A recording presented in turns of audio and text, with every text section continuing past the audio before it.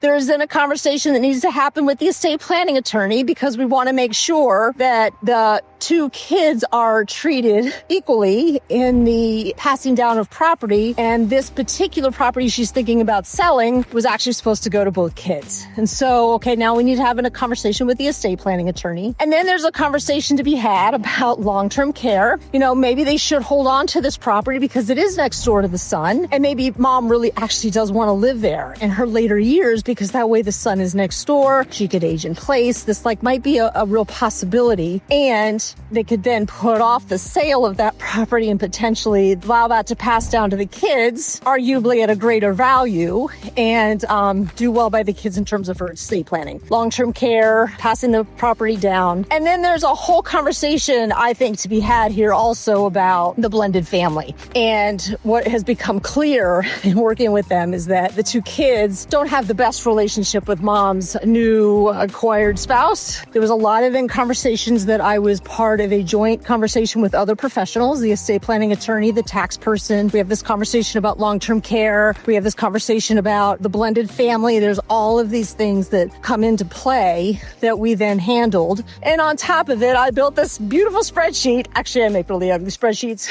but this spreadsheet for them that would show them, okay, here is the impact of selling the property that you've got. She actually happens to have another piece of property, so we talked about that one too. What happens when you buy the new one? What happens when you invest money? And then what happens when you sell it? So that she could just play with that spreadsheet and play with all the options in her head and be able to see the impact of those. And then, of course, I always employ my financial planning software to show her the impact of all of these decisions on everything else going on in her life. But it's the law school piece of this. What the law school degree allows me to do is just to see all those pieces. And that's not to say another financial planner wouldn't see them. They just happen to scream at me and say, hey, we need to get these things handled. And so mom had planned to sell this piece of property in order to generate the money in order to buy the new one. She had never actually thought about whether or not that was actually a good idea. Maybe it made sense just because I know what the rest of her financial situation looks like. There was a possibility that it made actually a lot more sense to maybe sell other assets or